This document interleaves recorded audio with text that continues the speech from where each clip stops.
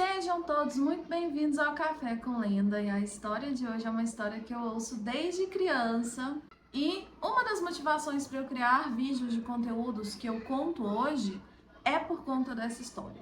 Vocês viram também que eu mudei o cenário, né?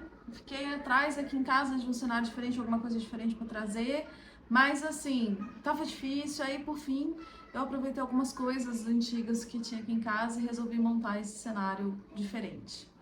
A história de hoje foi uma história que realmente aconteceu, ela não é uma lenda. Ela se passa no município de São Bento Abade e fica bem pertinho de Santo Tomé das Letras, para quem gosta daquela região ali conhece bem do que eu tô falando. Januário Garcia Leal é o nome do nosso herói bandido. Tudo começou no ano de 1802. Duas famílias da região brigavam por território, os Garcia e os Silva. João Garcia, que tinha como hábito cavalgar pelas terras da família, certa vez percebeu capangas da família Silva alterando a divisa das terras. A partir disso, a disputa das famílias piorou e João Garcia acabou ficando marcado pelo Silva.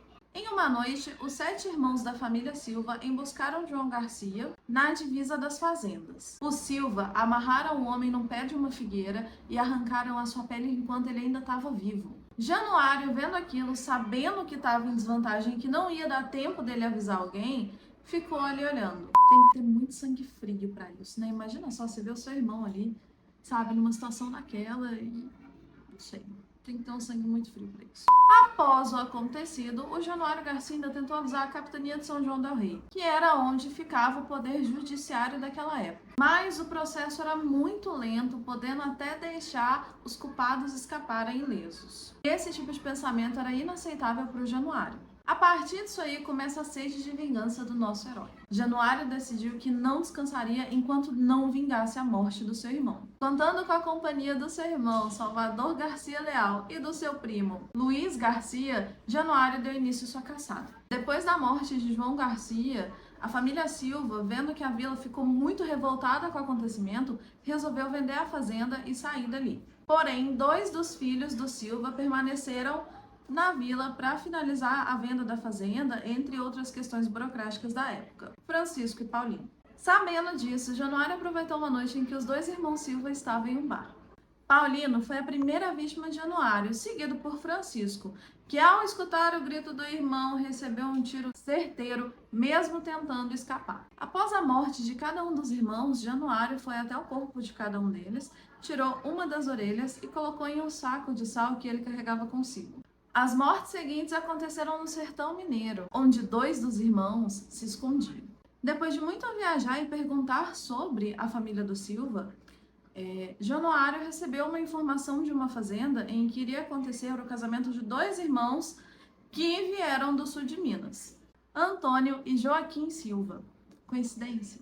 Joaquim, em plena lua de mel, foi a sua terceira vítima, que morreu aos gritos da sua recém-esposa. Antônio Silva, escutando a gritaria vinda da casa do irmão ao lado, abriu a porta de sua casa para ver o que estava acontecendo e logo caiu morto sobre a mira do Garcia. E Januário assim coletou a sua terceira e quarta orelha, fazendo da sua coleção um cordão que ele andava consigo amarrado no pescoço. A fama da vingança do Januário já nessa época já estava começando a correr o estado de Minas Gerais inteiro. Sem pista dos outros 3 irmãos, Januário decidiu partir com seu bando para a Serra da Canastra. Lá levantaram um acampamento até que chegou um grupo de peões. Entre esses peões, Januário reconheceu o 5º irmão, Carlos Silva. Na calada da noite, sob a luz da fogueira, Carlos teve sua garganta cortada. O bando de Januário levantou o acampamento e partiu quieto no meio da noite. No dia seguinte, o grupo de boiadeiros que andava com Carlos Silva o encontraram morto e faltando uma orelha. Depois da morte do 5º irmão Silva,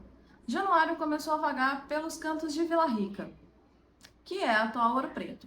Chegando lá, ele descobriu que tinha um certo homem que fazia bênçãos, e era curandeiro, e era benzedeiro, enfim. Começou a ouvir a história desse homem, e ele pensou consigo mesmo que uma bênção não faria mal. Foi procurar o tal homem. Chegando lá, ele viu uma fila de gente atrás desse curandeiro. Quando ele cruzou os olhos com o tal do curandeiro, ele reconheceu na hora. Lá estava Luiz Silva, 6º irmão Silva. No mesmo momento, o curandeiro parou seus atendimentos e correu para uma estalagem próxima.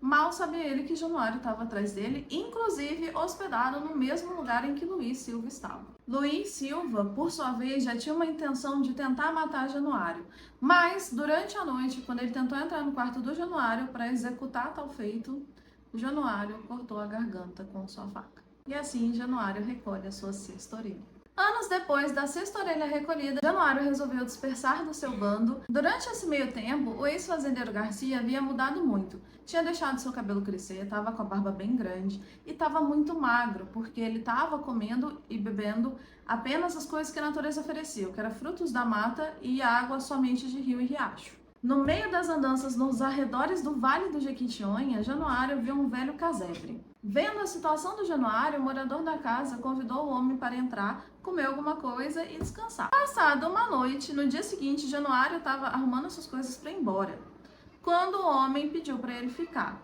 Vendo a insistência do homem, Januário resolveu ficar só mais um pouco antes de seguir viagem. Os dois sentaram na sombra do casebre e o dono da casa começou a contar sobre a história da vida dele no sul de Minas e dos seus irmãos que ele nunca mais teve contato. Ali estava Bento Silva, o último Silva, bem na frente de Januário. Naquele momento, o justiceiro foi até o seu cavalo, pegou a sua arma e falou quem ele era para Bento, que por sua vez havia se arrependido da morte de João Garcia. Devido à hospitalidade de Bento, Januário fez um voto de clemência para o Silva. Ele daria 50 passos para o homem e atiraria. Se acertasse, a vingança dele estava completa, estava tudo certo, ok. Se ele errasse, ele deixaria o Bento Silva seguir sua vida em paz e estaria tudo certo. E assim, com um tiro certeiro na coluna, Januário coletou a sua sétima e última orelha. Gente, essa história eu escutei da minha mãe, que por sua vez escutou da mãe dela, e que, como eu morava ali na região, foi passada de geração em geração. Claro que não tinha essa riqueza em detalhes que tem, mas é uma história que marcou a região ali.